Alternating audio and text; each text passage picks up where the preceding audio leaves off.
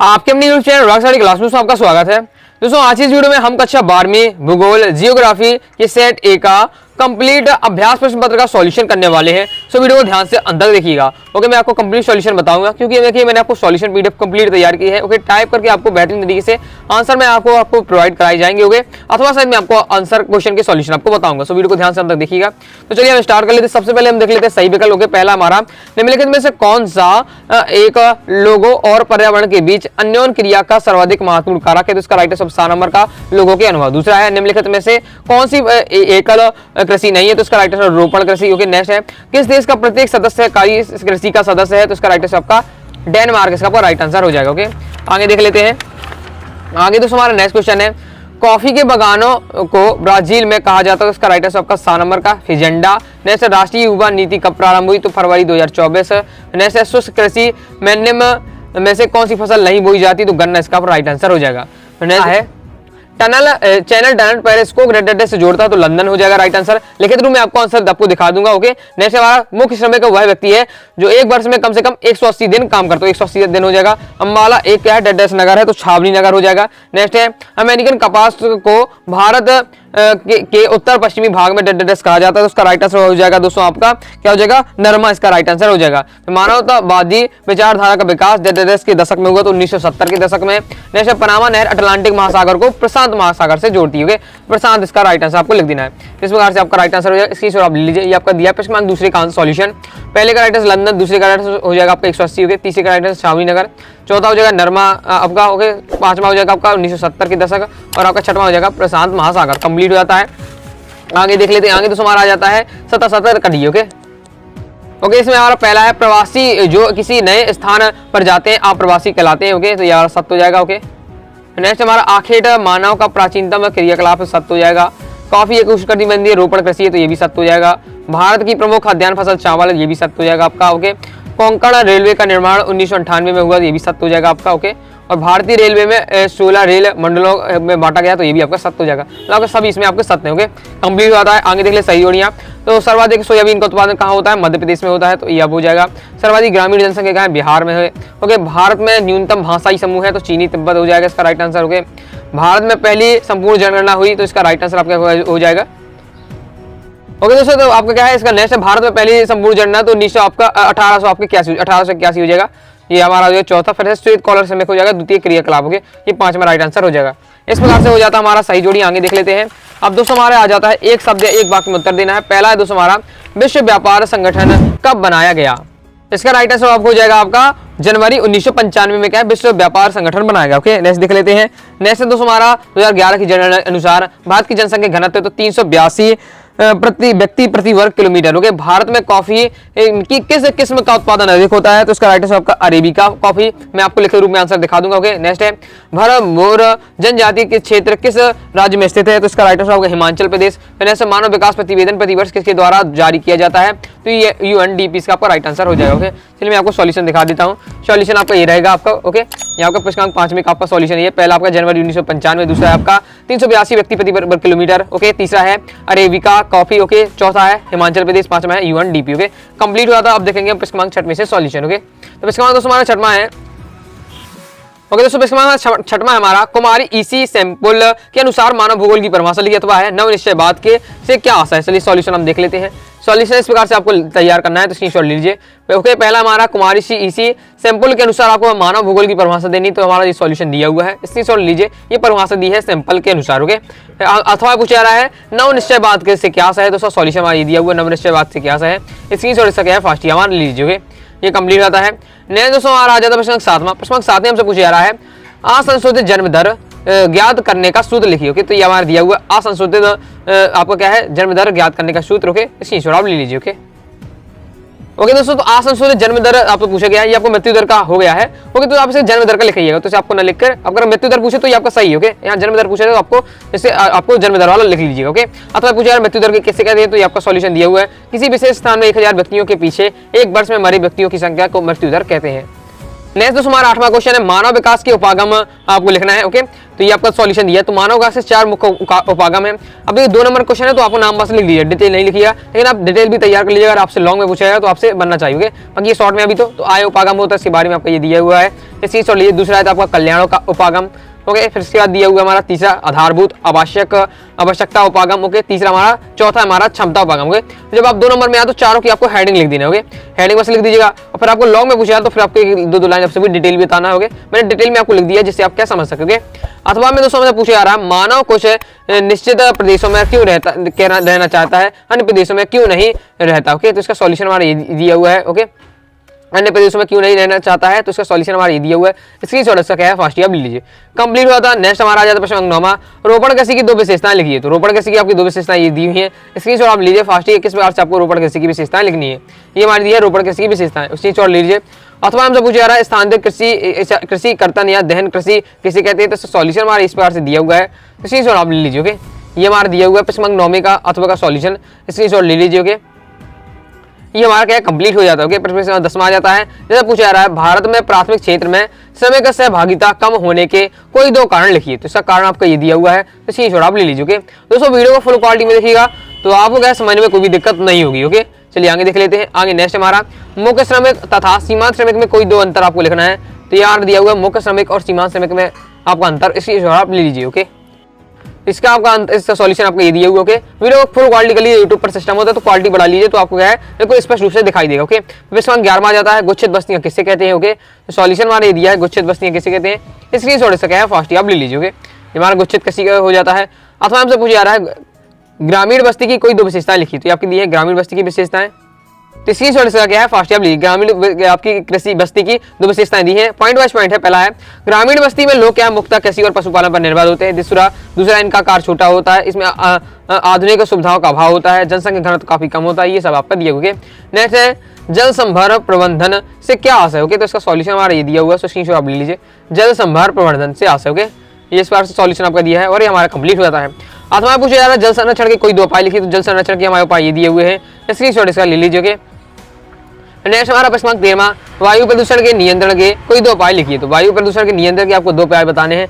तो हमारी दी है वायु प्रदूषण के नियंत्रण के उपाय। होंगे 3 से 4 दिए, कोई भी आपको क्या है 2 आपको तैयार कर लेना। ओके, ये आपके सभी क्या है वायु प्रदूषण को नियंत्रण करने के उपायों के 5 दिए हैं, तो ये आपको तैयार कर लीजिएगा। नेक्स्ट देख लेते हैं। नेक्स्ट है दोस्तों आपका भू निम्नीकरण के प्रमुख कारक कौन कौन से। होंगे तो इसका सॉल्यूशन हमारा ये दिया हुआ है। भू निम्नीकरण के 2 कारण आपके ये दिए हुए हैं, मानवीय कारण और प्राकृतिक कारण। इसकी शॉर्ट इसका क्या है फास्ट आप ले लीजिए। ये हमारा कंप्लीट हो जाता है। चलिए हम देख लेते हैं हमने क्वेश्चन कौन कौन कंप्लीट कर लिए हैं। तो यहाँ हम देख चुके क्या है प्रश्न 7वां भी देख चुके हैं असंतुलित जन्म दर। ओके, और फिर देख चुके हैं मृत्यु दर किसे कहते हैं। 8वां हो चुका है मानव विकास के 4 उपागम, मानव कुछ निश्चित प्रदेशों में क्यों रहना चाहता है, अन्य प्रदेशों में क्यों नहीं। 9वां हो चुका है रोमण कृषि की 2 विशेषताएं। अथवा हो चुका है स्थानांतरित कृषि या दहन कृषि किसे कहते हैं। 10वां हो चुका है भारत में प्राथमिक क्षेत्र में श्रमिक सहभागिता कम होने के कारण। अथवा है मुख्य श्रमिक और सीमांत श्रमिक में कोई 2 अंतर आपके हो चुका। ओके, गुच्छित बस्तियां किसे कहते हैं, गुच्छित बस्ती और ग्रामीण बस्ती की आपकी 2 विशेषताएं। नेक्स्ट है आपका जल संभार प्रबंधन से क्या आशय है, जल संरक्षण के 2 उपाय लिखिए, ये भी हो चुका है। नेक्स्ट है वायु प्रदूषण के नियंत्रण करने के 2 उपाय, वो निम्नीकरण के प्रमुख कारक कौन कौन से हैं। यहाँ तक मैंने आपको क्या है कंप्लीट बता दिया। ओके, अब दोस्तों हम देख लेते हैं प्रश्न 14वां। प्रश्न दोस्तों हमारा 14वां है विश्व में जनसंख्या के वितरण को प्रभावित करने वाले कोई 3 सामाजिक कारकों को समझाइए। ओके, अथवा हमसे पूछा जा रहा है विश्व में जनसंख्या के वितरण एवं घनत्व को प्रभावित करने वाले किन्हीं 3 भौगोलिक कारकों को समझाइए। ओके, चलिए हम सॉल्यूशन देख लेते हैं किस प्रकार से आपको लिखना है। ओके, सॉल्यूशन इस प्रकार से रहेगा, पहले आप देख लेते हैं प्रश्न 14 का आंसर। तो प्रश्न 14 का सॉल्यूशन आपको इस प्रकार से करना है, तो आप देख लीजिएगा विश्व में जनसंख्या वितरण को प्रभावित करने वाले आपके सामाजिक कारक बताना है। ये आपके दिए है सॉल्यूशन, स्क्रीनशॉट आप लीजिए। ये आपके दिए है सामाजिक सांस्कृतिक कारक कंप्लीट होता है। 14 के अर्थ में पूछा जाता है विश्व के जनसंख्या वितरण के एवं घनत्व को प्रभावित करने वाले किन्हीं 3 भौगोलिक कारण आपको बताना है। तो भौगोलिक कारण आपके ये दिए हुए, तो इसका भी स्क्रीनशॉट आप लीजिए कि ये आपके दिए भौगोलिक कारणों के कंप्लीट हो जाता है। आगे देख लेते हैं, आगे हमारा जाता है प्रश्न 15 के। प्रश्न 15 से क्या पूछा जा रहा है, प्रश्न 15 है कि आदिवासी निर्वाह कृषि की कोई 3 विशेषताएं लिखिए। अथवा में है मिश्रित कृषि की 3 विशेषताएं लिखिए। चलिए हम सॉल्यूशन देख लेते हैं। इसका सॉल्यूशन इस प्रकार से आपको लिखना है मिश्रित कृषि की 3 विशेषताएं आपको बतानी, तो ये आपकी दी है मिश्रित कृषि की 3 विशेषताएं। ओके, ये पॉइंट वाइज पॉइंट दी हुई है, ये आपका पहला पॉइंट, ये आपका दूसरा पॉइंट, तीसरा, चौथा, इस प्रकार से मिश्रित कृषि की आपकी विशेषताएं दी हुई हैं। ओके, स्क्रीनशॉट आप ले लीजिए। बाकी मैं आपको जल्दी आपको क्या है फाइनल एग्जाम की आपको तैयारी कराऊंगा। ओके, सब्सक्राइब करके बेल आइकन जरूर प्रेस कर लीजिएगा। ओके, लाइक और शेयर ठोक दीजिए, महाकाल का दबा के लाइक और शेयर ठोक लीजिए। पूरा साल मेहनत करता हूँ आपके लिए बेटा, ऐसा नहीं चलेगा, ऐसा नहीं चलेगा। नेक्स्ट आ जाए प्रश्न 16। ओके, प्रश्न 16 हमारा इसका ये हमारा हो जाता है हमारा क्या क्रमांक आपका हो जाता है 15। ओके, अथवा शायद नेक्स्ट हमारा 16 भारत के कुछ राज्यों में विशाल ग्रामीण जनसंख्या क्यों पाई जाती है। तो इसका सॉल्यूशन हमारा ये दिया हुआ है, स्क्रीनशॉट आप लीजिए। ये आपको कंप्लीट सॉल्यूशन दिया है, उससे स्क्रीनशॉट आप ले लीजिए। ओके, ये कंप्लीट हो जाता है। अथवा हमसे पूछा जा रहा है क्रमांक 16 के अथवा में भारत सरकार की कौशल विकास तथा उद्यमिता नीति को अपनाने। ओके, इसका सॉल्यूशन आपका ये दिया हुआ है, इसका थोड़ा लॉन्ग कर लीजिएगा आप अगर आप इसे और अच्छे से करना चाहते हैं। बाकी इसका सॉल्यूशन आपका ये। ओके, तो देख लेते हैं आगे। नेक्स्ट हमारा प्रश्न 17 भारतीय राष्ट्रीय जल नीति 2002 की कोई 3 प्रमुख विशेषताएं आपको बतानी है। ये हमारी दी है भारतीय राष्ट्रीय जल नीति 2002 की प्रमुख विशेषताएं। ओके, 3 विशेषताएं। सो स्क्रीनशॉट आप लीजिए, पॉइंट वाइज पॉइंट आपका सॉल्यूशन दिया हुआ है, तो स्क्रीनशॉट इसका क्या है फर्स्ट आप ले लीजिए। ओके, इस प्रकार से आपको करना है, स्क्रीनशॉट लीजिए।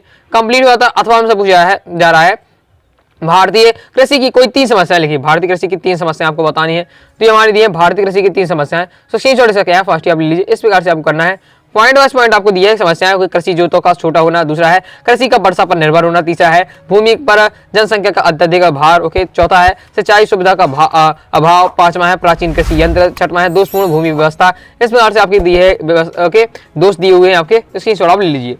ये हमारा दिया है क्या है भारतीय कृषि की समस्याएं दी हुई है, इसकी स्क्रीनशॉट आप लीजिए। ये आपका 7वां पॉइंट, ये आपका 8वां पॉइंट। ओके, बाकी आपका ये 3 नंबर का है, तो आपको 3 पॉइंट लिखने। बाकी मैंने आपको समझाने के लिए 10 पॉइंट आपको दे दिए हैं। ओके, तो 10 पॉइंट आपको आपका लिख लीजिए, हम 5 से 6 आपको पॉइंट आप तैयार कर लीजिएगा। ओके, बाकी 3 नंबर का क्वेश्चन है आपका। नेक्स्ट हमारा आ जाता है प्रश्न 18। प्रश्न 18 हमसे पूछा जा रहा है सुएज नहर एवं पनामा नहर में कोई 4 अंतर लिखी थी। हमारी दिया है सुएज नहर और पनामा नहर में अंतर। ओके, तालिकाबद्ध बहुत ही बेहतरीन तरीके से आपका दिया हुआ है, स्क्रीनशॉट लीजिए। और अभी तक दोस्तों आपने क्या चैनल को सब्सक्राइब किया, चैनल को सब्सक्राइब कर दीजिएगा।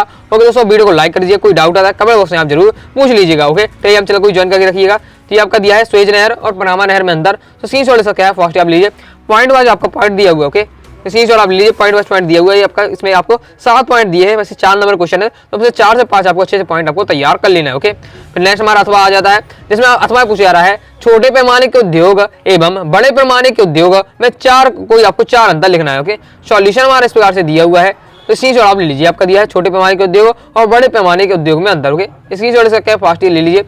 ये आपका हो जाता है 4 पॉइंट है, चारों आपको तैयार कर लेना है, बहुत ज्यादा इंपॉर्टेंट। ओके, तो इस प्रकार से मैंने आपको क्या है प्रश्न 18 तक क्या है कंप्लीट करा दिए। चलिए आगे की हम सॉल्यूशन देख लेते हैं। ओके, तो मैंने आपको कहां तक कवर करा दिया है, तो ये प्रश्न 15 भी हो चुका है, प्रश्न 16 हो चुका है भारत के कुछ राज्यों में विशाल ग्रामीण जनसंख्या क्यों पाई जाती है। अथवा हो चुका है भारत सरकार की कौशल विकास और उद्यमिता नीति को लिखिए। 7वां हो चुका है भारतीय राष्ट्रीय जल नीति 2002 की 3 समस्याएं लिखी। ओके, अथवा हो चुका है भारतीय कृषि की 3 समस्याएं। ओके, इसके बाद दोस्तों आपको मैं 18 बता चुका हूँ सुएज नहर एवं पनामा नहर में कोई 4 अंतर। अथवा हो चुका है छोटे पैमाने के उद्योग और बड़े पैमाने के उद्योग में 4 अंतर। ओके, 18 तक हमने क्या कंप्लीट सॉल्यूशन कर लिया है। अब देखेंगे प्रश्न 19 में से। ओके, तो प्रश्न 19वां और जो 20वां है वो मानचित्र वाला है। जो प्रश्न 20वां है, प्रश्न 19वां है, इसमें हमें क्या है विश्व के मानचित्र पर इन स्थानों को दर्शाना है। चलिए मैं आपको बता देता हूँ कैसे आपको दर्शाना है। तो हमसे ये 5 स्थान पूछे गए। पहला है ऑस्ट्रेलिया पार महाद्वीपीय रेल मार्ग, दूसरा है कोलोन से लंदन समुद्री जलमार्ग, तीसरा है डरबन। ओके, चौथा है पनामा नहर, 5वां है गहन निर्वाह कृषि। ओके, चलिए मैं आपको बताता हूँ किस प्रकार से आपको विश्व के मानचित्र में इन्हें आपको लिखना है।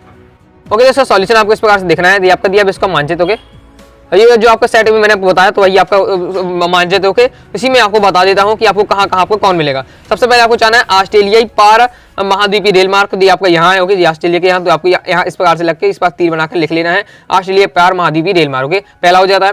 दूसरा हमसे क्या पूछा जा रहा है, दूसरा हमसे पूछा जा रहा है, देख लेते हैं हम। दूसरा पूछा जा रहा है कोलोन से लंदन समुद्री जलमार्ग। ये आपका लंदन इस साइड है, आपका यहाँ होगा। ओके, तो लंदन आपका यहाँ है, तो इसी एरिया में आपका है कोलोन से लंदन समुद्री जलमार्ग। ओके, लगभग आपको एरिया बता देना कहाँ आपका मिलेगा। ओके, ये हो जाता है। तीसरा हमसे क्या पूछा है डरबन, तो डरबन आपका यहाँ होगा, इस एरिया में आपका डरबन मिलेगा। ओके, यहाँ आपको मिल जाएगा, इसी आपके लिए डरबन आपका यहाँ होगा। ओके, तो आपको इस पर हाईलाइट करके आपको डरबन लिख देना है। चौथा है दोस्तों हमारा पनामा नहर। तो पनामा नहर हमारा ये है आपका आपका क्या है उत्तरी अमेरिका और दक्षिणी अमेरिका की जो बीच में आपकी ये आती है। ओके, ये आपकी पनामा नहर है। 5वां से पूछा गहन निर्वाह कृषि क्षेत्र से थोड़ा देख लीजिए, लेकिन ये भारत और भारत के आसपास पाया जाता है, या इस एरिया में। ये भारत अपने यहाँ इस पार है, यहाँ श्रीलंका बना हुआ है, इस एरिया में लगभग आपको पाया जाता है, चीन और भारत मिला के गहन निर्वात कृषि क्षेत्र, इसे आप क्लियर कर लीजिएगा, ये आपका हो जाएगा। ओके, तो मैंने आपको बता दिया है। ओके, प्रश्न क्रमांक 20 में आ जाता है। प्रश्न क्रमांक 20 में अथवा वाला आप करना चाहे तो कर लीजिएगा। प्रश्न क्रमांक 20 में का मैंने अथवा वाला मैंने ऊपर ही वाला किया है। इसमें हमें क्या है, अब इसमें हमें क्या है, भारत के मानचित्र में, और भारत के अभी हमने क्या विश्व के मानचित्र में स्थान दर्शाए, अब हमें भारत के मानचित्र पर ये स्थान दर्शाना है। पहले सबसे अधिक चाय उत्पादन वाला क्षेत्र बताना है, फिर सर्वाधिक साक्षर वाला राज्य बताना है, फिर इंदिरा गांधी नहर, मुंबई हाई, रानीगंज, कोयला खान। चलिए देख लेते हैं। चलिए हम देख लेते हैं। तो पहले में क्या दर्शाना है, सबसे अधिक चाय उत्पादक क्षेत्र, तो ये हमारा असम के एरिया में चाय सबसे ज्यादा एरिया पाया जाता है, तो ये आपका चाय उत्पादक क्षेत्र हो जाएगा। तो आपको लिख देना है इस प्रकार से, आपको अंडरलाइन करके प्रमुख चाय उत्पादक क्षेत्र के। दूसरा में क्या है, सर्वाधिक साक्षरता वाला राज्य, सर्वाधिक साक्षरता वाला राज्य हमारा केरल है, तो यहाँ आपका हो जाएगा केरल। ओके, तो ये हमारा केरल, आपको यहाँ केरल आपका यहाँ है, तो केरल आपको हेडलाइन बना के इस पर लिख देना है। तीसरा हमारा इंदिरा गांधी नहर, तो इंदिरा गांधी नहर हमारी साइड से पूरी गई हुई, इस साइड ये पूरी इंदिरा गांधी नहर आपकी इस बार गई हुई है, इस बार से आपको पूरी नहर बनाकर लिख देना है इंदिरा गांधी नहर। ओके, तो नेक्स्ट हमारा मुंबई हाई, तो मुंबई आपको मुंबई हाई मुंबई में होगा, तो ये आपको मुंबई हो जाएगा। नेक्स्ट है रानीगंज कोयला खान, तो ये आपकी यहाँ होगा। ओके, इस साइड एरिया में होगा आपका। ओके, तो इसकी स्क्रीनशॉट लीजिए। बाकी मैंने आपको ओल्ड वाले में भिलाई, चेन्नई, सिंहभूमि ये सब पूछा गया था, सेटी में, मतलब सेटी में आपको ये सब पूछा गया, तो उसी में मैंने आपको बताया मैप में। ओके, तो आपके हो जाएगा यहाँ आपका रानीगंज कोयला खान, इस प्रकार से कंप्लीट हो जाता है। तो इसका तो वाला देखना चाहें तो आप तो वाला भी आप देख लीजिए। ओके, तो इस प्रकार से मैंने दोस्तों आपको कक्षा 12वीं का भूगोल का कंप्लीट दोस्तों आपको सेट बी का सॉल्यूशन बता दिया है। आगे के सब्जेक्ट का सॉल्यूशन चाहिए कमेंट बॉक्स में जरूर बताइएगा। वीडियो लाइक करें, चैनल सब्सक्राइब जरूर करिएगा। कोई डाउट आता है कमेंट बॉक्स में आप जरूर पूछ लीजिएगा। टेलीग्राम चैनल को ज्वाइन कर, टेलीग्राम चैनल को ज्वाइन कर लीजिएगा, व्हाट्सएप चैनल को ज्वाइन कर लीजिएगा। ओके, और इसकी संपूर्ण पीडीएफ डाउनलोड करना चाहते हैं या प्राप्त करना चाहते हैं तो आप डिस्क्रिप्शन में व्हाट्सएप नंबर दिया है मेरा, तो उसमें आप मैसेज करके प्राप्त कर सकते हैं। ओके, मिलते हैं नेक्स्ट वीडियो में, तब तक के लिए बाय बाय।